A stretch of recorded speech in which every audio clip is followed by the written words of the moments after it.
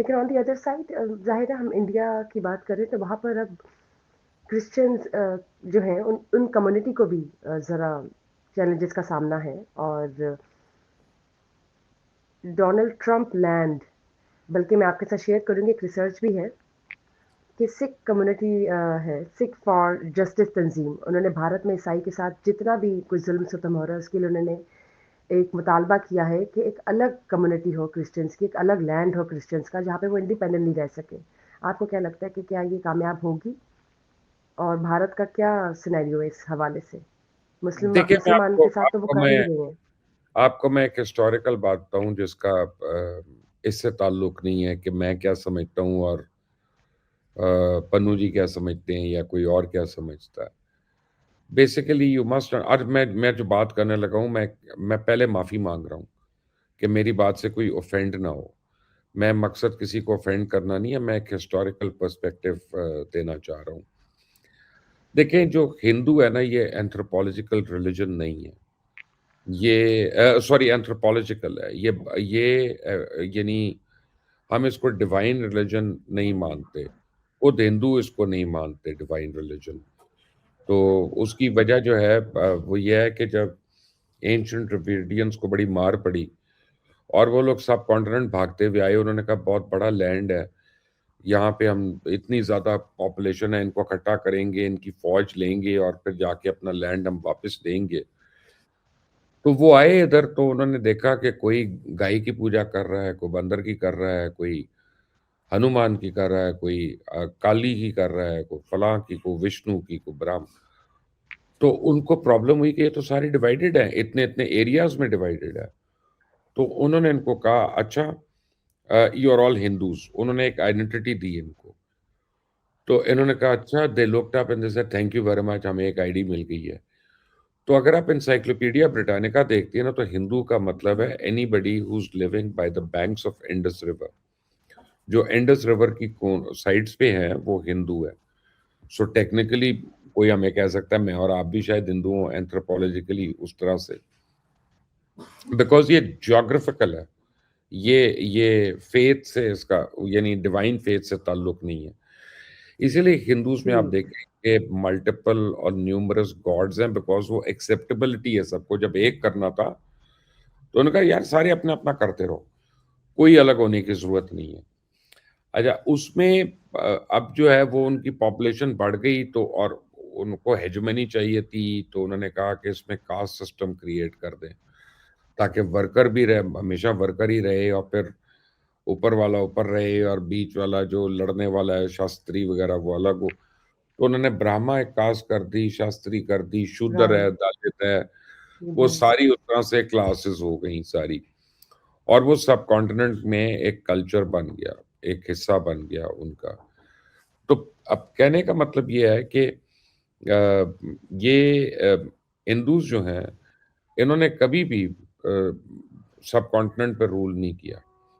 May be एक जमाना था, मे बी एक जमाना था, वो था चंद्रगुप्त मौर्य का, कि जिसमें आप कह सकते हैं कि हाँ they had a very large area जिसको कर रहे थे। लेकिन उसमें भी वो वन नेशन के तौर पे नहीं कर रहे थे, उस नेशन में भी चार चार डिविजन्स थी कि ब्राह्मण और शूद्र तो एक साथ नहीं हो सकता, या दलित और शास्त्री जो है वो एक साथ नहीं हो सकता। So there were divisions in that, they were not one nation.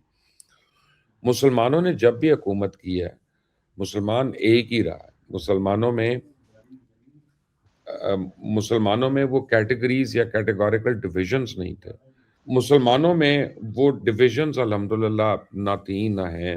अगर आप मुसलमान हैं, मैं मुसलमान हूँ, इट डजेंट मैटर। हम मसलकी तौर पे कोई भी हमारा मसलक हो, but we all accept each other as Muslims and we are Muslims. तो वो इश्यूज नहीं है। तो अब हिंदूज को 1929 में आरएसएस बनी। ये आरएसएस का क़याम 1929 में हुआ था। इनको कभी भी इतनी पॉपुलैरिटी नहीं मिली क्योंकि नेहरू वाज वेरी स्ट्रांग और उसने हमेशा एक सेकुलर इंडिया को प्रमोट किया, नेहरू ने। तो अब over a period of time, पिछले 10-15 साल में आप ये देखें कि हिंदुत्व की जो थ्योरी है वो ओवरवेलमिंग एक डोमिनेंस है, क्योंकि इन्होंने कभी किसी चीज में दुनिया में सुपीरियॉरिटी नहीं दिखाई, कभी भी। बट इनकी एक ही सुपीरियॉरिटी है कि अपनी पॉपुलेशन ज़्यादा करते रहे हैं, ठीक है ना? पैदा बहुत करते रहे हैं बच्चे, तो 1.5 बिलियन बच्चा पैदा करके अब उसमें से अगर फ़र्ज़ करें 80 करोड़, 90 करोड़ जो हैं वो हिंदू हैं, तो कहते हैं हम मेजॉरिटी हैं। अब उन्होंने उनके पास कोई ऐसी हिस्ट्री नहीं है या कल्चर में ऐसी चीज़ें नहीं है कि जिसकी वजह से वो लोगों को डोमिनेट करें, तो वो बाय फ़ोर्स आके डोमिनेट कर रहे हैं। तो पहले उनका टारगेट ऑब्वियसली मुस्लिम्स था, क्योंकि Muslims are the biggest minority, if we call it a minority in the Indian country, Bharat. और उसके बाद जो है वो सिख्स जो हैं वो बड़े क्या कहते हैं आपके एक प्राउड किस्म की नेशन है सिख्स जो हैं। आप सिखों से प्यार करके जो मर्जी काम करा लें, आप प्यार करें किसी सिख को, उससे उसके हाथ मांग लें, वो हाथ काट के दे देगा आपको। आप उसको तड़ी दें, सवाल ही नहीं पैदा होता। दे आर वेरी प्राउड, वो नहीं करते उसमें।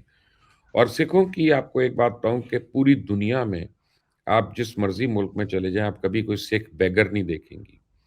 यानी ये इतने इतने प्राइड है इनमें कि ये भीख नहीं मांग सकते किसी से। कभी आपने अनापरस्त और किसी ने आपने कभी जिंदगी में कोई सिख बेगर ऑन द स्ट्रीट नहीं देखा होगा। इनके गुरुद्वारे से वो खुद ही फीड करते हैं हर जगह पे, हर एक को 24 आवर्स। नाइस।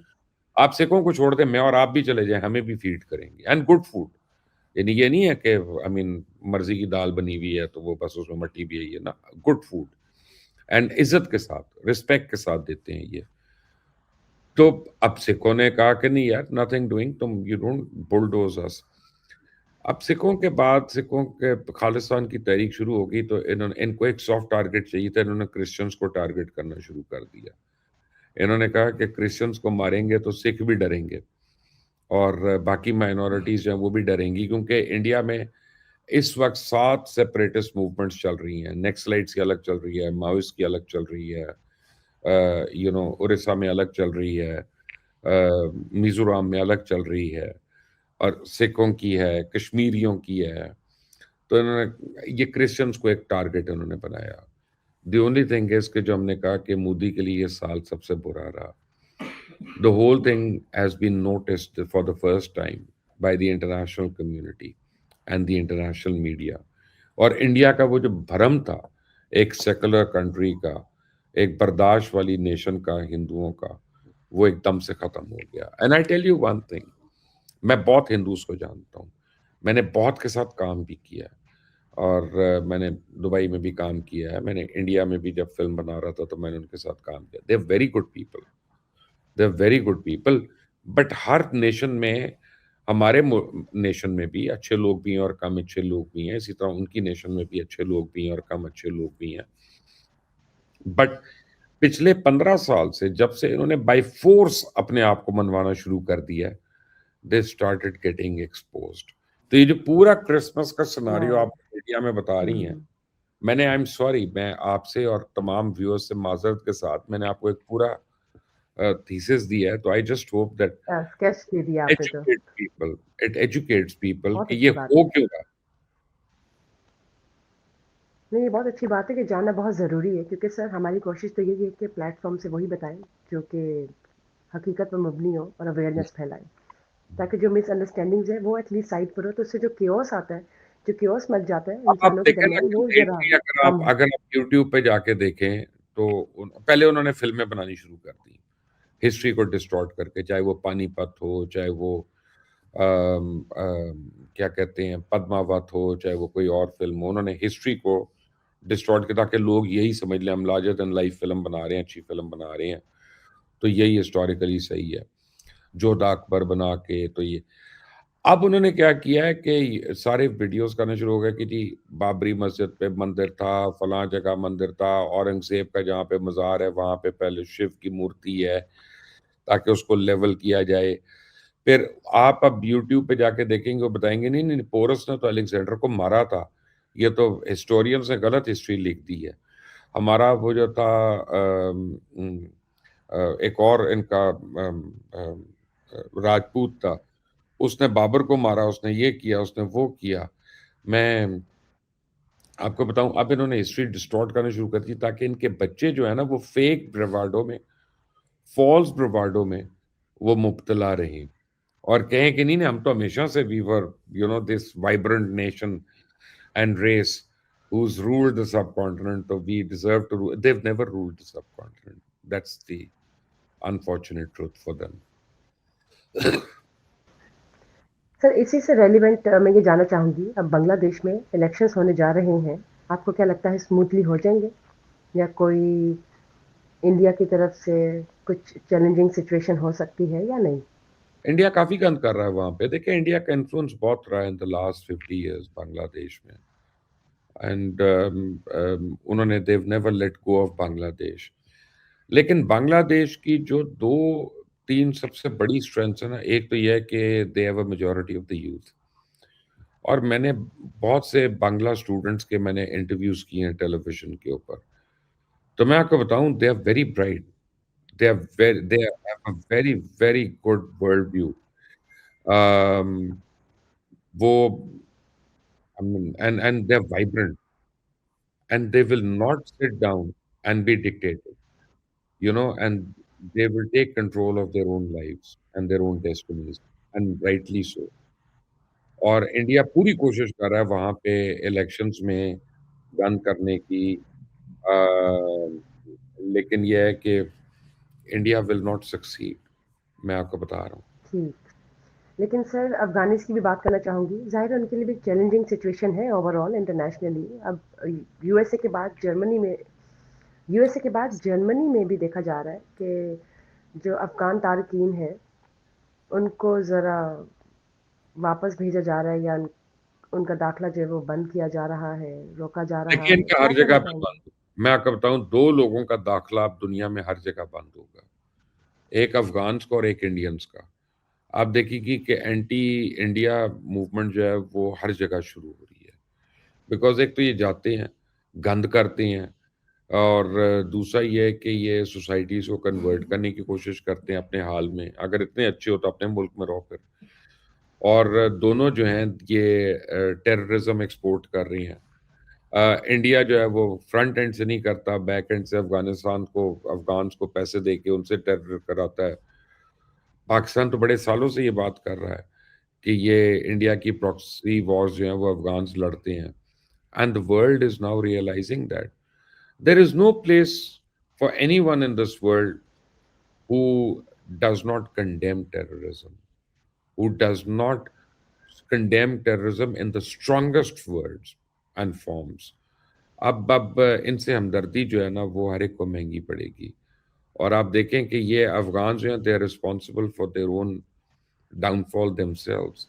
आपकी 4 जनरेशंस लग गई हैं जंगों में, आप फिर भी जंगें ही जंगें करना चाहते हैं। इसका मतलब है कि अपर चेंबर ही आपका खाली है।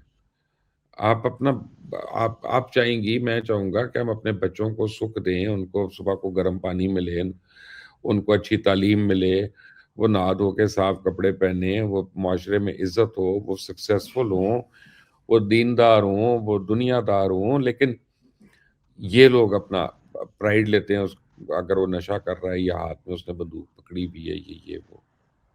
This is the 21st century, this is not the 11th century जहाँ पे ये सब बातें चल रही थी। ठीक।